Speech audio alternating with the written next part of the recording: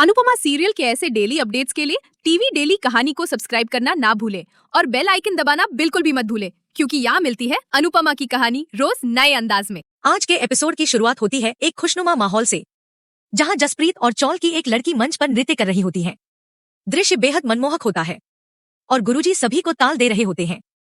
चौल की बाकी महिलाएं भी रुककर नृत्य देखने लगती हैं।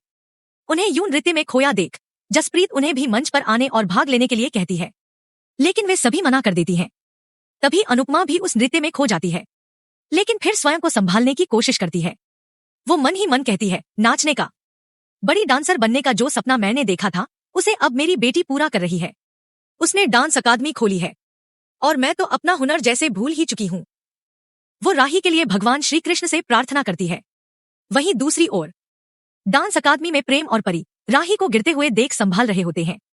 पास में ही माही खड़ी होती है। प्रेम राही को समझाते हुए कहता है, राही, जिद में अपने हुनर को मत घोलो, हुनर के रंग फीके पड़ जाते हैं। फिर वह माही की ओर मुड़कर कहता है, अगर जीतना है तो ईमानदारी से जीतो, बेईमानी से नहीं। इस पर माही जवाब देती है, मैंने क्या किया है, मैंने कुछ नहीं किया। परी भी तमतमा कर कहती है, डांस दिखा दिया ना, अब ड्रामा मत दिखाओ। अब राही खुद की तुलना अपनी माँ अनुपमा से करने लगती है। वह कहती है, मैं माँ की तरह खाना नहीं बना सकती, नहीं घर संभाल सकती हूँ और न ही उनके जैसा नृत्य कर सकती हूँ। मैं खुद क्या हूँ, क्या सिर्फ उनकी परछाई हूँ। प्रेम उसे संभालने की कोशिश करता है और कहता है, तुम सबसे बेहतरीन डांसर हो, क्योंकि तुमने अपनी माँ से सीखा है। यह सुनकर राही और भी अधिक भावुक हो जाती है। गुस्से और दर्द से भरे स्वर में कहती है, तो इससे अच्छा होता कि मैं खराब डांसर होती। मैं अपनी माँ की छाया में पनप नहीं पा रही हूँ। वो यहाँ नहीं है, लेकिन उनका साया अब भी है। मुझे नहीं रहना है उस परछाई में, मुझे उस औरत से कोई रिश्ता नहीं रखना।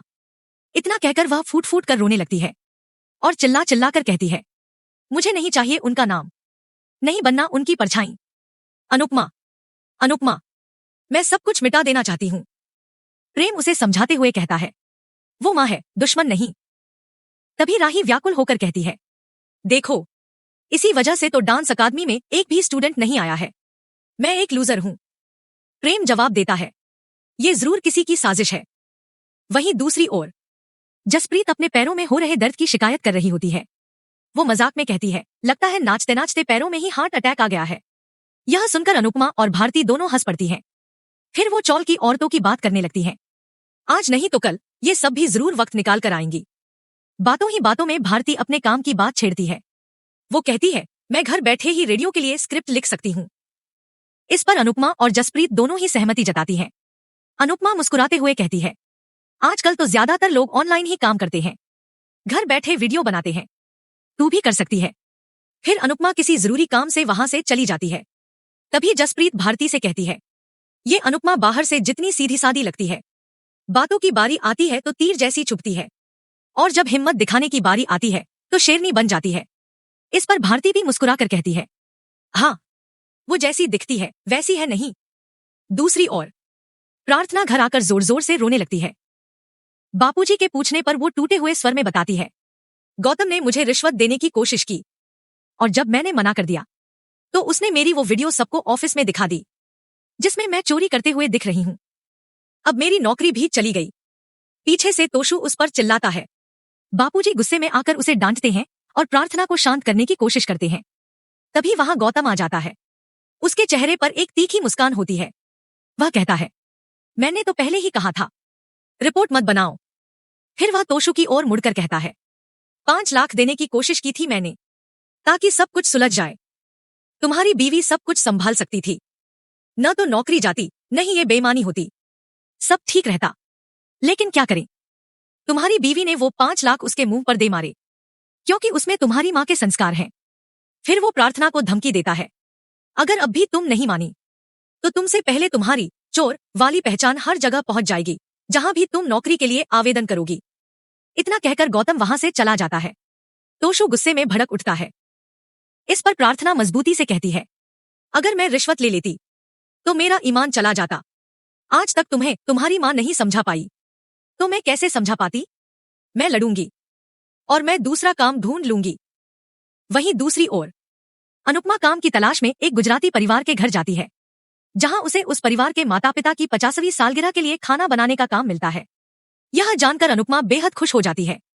वो बाकी परिजनों से भी मिलती है। तभी उस घर का बेटा आता है और अपने स्टार्टअप के शुभारंभ से पहले माता पिता का आशीर्वाद लेता है और कुछ कागजों पर उनके हस्ताक्षर कराता है।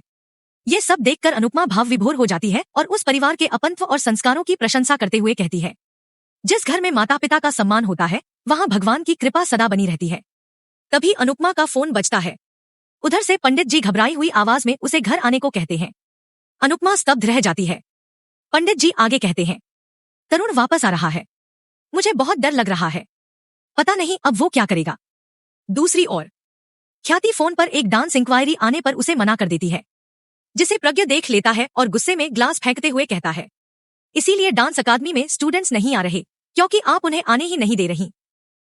आखिर आप चाहती क्या है ख्याति जी? इस पर ख्याति जवाब देती है, आपने कोठारी निवास को नृत्य निवास बना दिया है। मुझे मेरी बहू रसोई में चाहिए। प्रज्ञा कहता है, ठीक है, मैं डांस अकादमी बंद करवा दूंगा, लेकिन ये नियम दोनों बहुओं पर लागू होगा। माही को भी ऑफिस का काम छोड़ना होगा। अब दोनों बहुएं आपका घर, पूजा पाठ और रसोई संभालेंगी। इस पर ख्याति कहती है, माही तो अकेली है, उसके आगे कोई नहीं। तो प्रेम कहता है, तो क्या राही को इस बात की सजा मिल रही है कि वो अकेली नहीं है?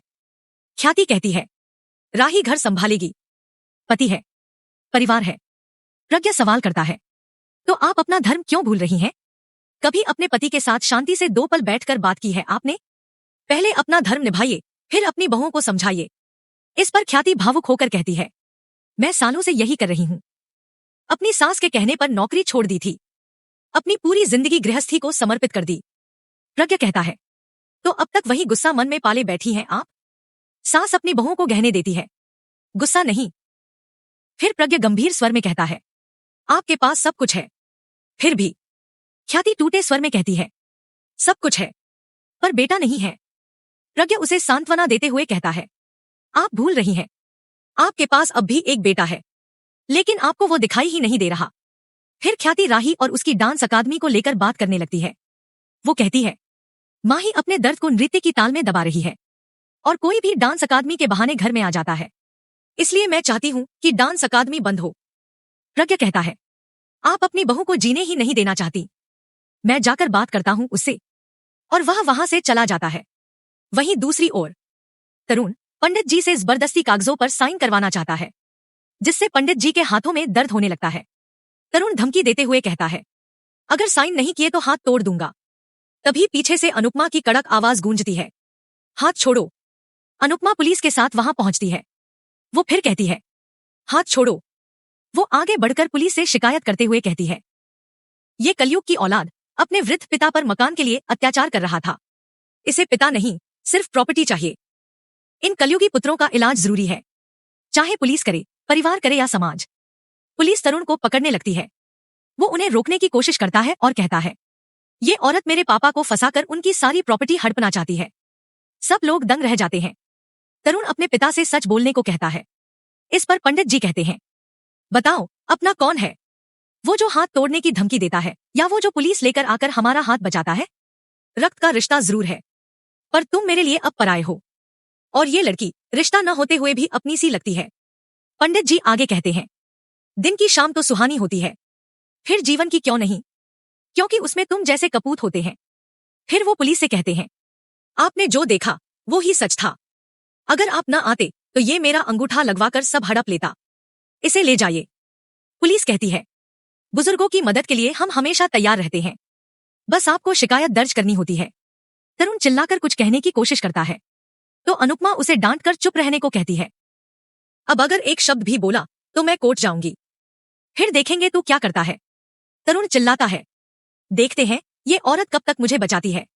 मैं भगवान से दुआ करूंगा कि इसे जल्दी मौत आए, भटको इस दुनिया में, और मैं तेरा श्राद्ध तक नहीं करूंगा। पुलिस उसे पकड़कर ले जाती है। यह सब सुनकर पंडित जी पूरी तरह टूट जाते हैं। अनुपमा उन्हें संभालने की कोशिश करती है। पंडित जी भावुक होकर कहते हैं, बाहर से आई मौत भी इतना दर्द नहीं देती जितना अपनों के शब्द दे जाते हैं।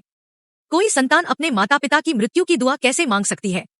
फिर वो अनुपमा से कहते हैं, हमें बचाने के लिए धन्यवाद, हमें आप जैसी बेटी मिल गई। फिर कहते हैं, तुमने हमें फिर से नृत्य से जोड़ दिया, जब मेरे बेटे ने मेरे कला के गले को ही घोंट दिया था। अनुपमा जवाब देती है, नृत्य आपके लिए सिर्फ एक कला नहीं, आपकी धड़कन है। इसके बाद वे डांस प्रतियोगिता की बात करते हैं, जिसकी तारीख तय हो चुकी होती है, और यही एपिसोड समाप्त होता है।